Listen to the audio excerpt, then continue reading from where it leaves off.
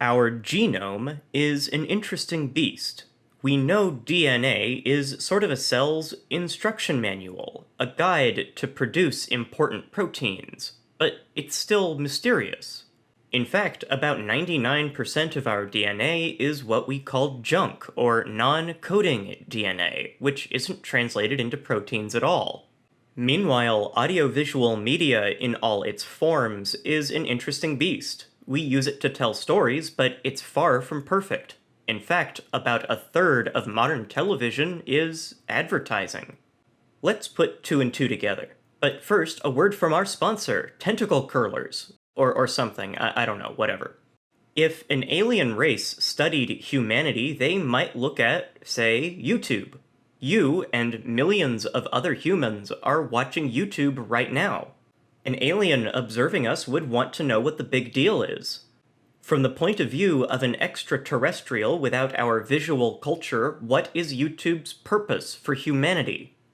Well, humans experience the real world through their eyes and ears, so YouTube hits all the major marks. Until we perfect smell-o-vision, internet videos are the most comprehensive way to copy thoughts from one person's mind across the planet to another person's mind. An alien could get movie theaters and television and YouTube, even without understanding why, say, humans find slime so oddly satisfying. But one aspect of audiovisual media might confuse them. We heard you were wishing for something to eat. Something delicious. Something sweet. And here's the treat that can't be beat. Oh, Sugar Crisp, it's fun to eat. Head On, applied directly to the forehead. Head On is available without a prescription at retailers nationwide. Sharks have a week dedicated to him. He is the most interesting man in the world. I don't always drink beer, but when I do, I prefer Dos Equis. Like stowaways on a cruise ship, irrelevant messages clutter a video's actual content. These messages often interrupt the content multiple times.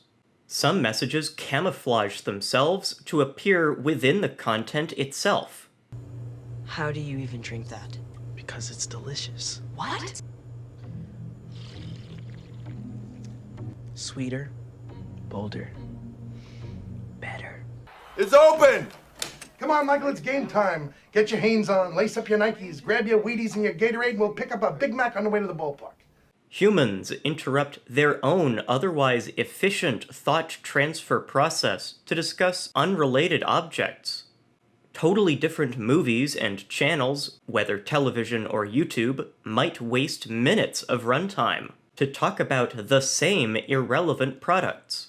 These proceedings can be benign and self-contained or nearly fatal, spreading throughout the video's duration.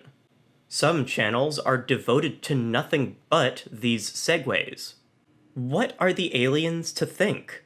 Well, after enough observation, they might realize that audiences often take these interruptions as a chance to run to the bathroom. But if the aliens knew our economics, they might reason out the real purpose for these advertisements. Brands exchange currency to put ads before movies or TV shows or YouTube videos, or for a sponsorship presented to the audience mid-content. In fact, the content is usually funded by these advertisements. The content couldn't air without it. You and I know interrupting the ongoing story is an ad's reason for existing. Their existence is their explanation. But if the aliens didn't realize this, they might be frustrated and confused. So, what's up with non-coding DNA? Why is a brilliant biological protein production process beleaguered by irrelevance? There are a couple ideas. Maybe some non-coding DNA is like bumpers on TV, reminding the audience of what channel they're watching and what's up next. YouTube videos often have intros and outros. Maybe our genes do too, and some junk indicates what the adjacent DNA is for. Or maybe the junk DNA helps transcriptase properly align with each trio of nucleotides called a codon, like the little squares at the corner of every QR code. Or maybe junk DNA is like packing peanuts, filling space to protect the good stuff, like all the channels of Snow separating Cartoon Network from Nickelodeon. The junk DNA would be self-explanatory if we could read it like the cells read it. It's its own reason for existing, and that reason, holistically speaking, is us. But not all your DNA is actually yours. About 8% of it comes from retroviruses. The human genome hasn't made it through the eons untainted. Freeloading microorganisms put their own genetic material into ours. To such a retrovirus, our genes, with all their intricate design, might look like a corkboard. And what do retroviruses post on that corkboard? Advertisements for themselves, which our cells read, which makes more retroviruses to post more advertisements. Over generations, our cells learn to overlook these advertisements and use the corkboard despite them. If you asked, somehow, they might say, well, of course there's all that clutter in DNA. The clutter is self-explanatory and self-propagating. We wish we could get rid of it. Since we can't ask, we can only look at the corkboard in confusion until we understand that all of our DNA is like a retrovirus's DNA. Our genome is an advertisement for ourselves, and we are an advertisement for it. We don't need to wonder what our DNA says. It says, eat at Joe's, and be sure to drink your Ovaltine. Or maybe I'm thinking about it too much. That's all I do here at Thinkster.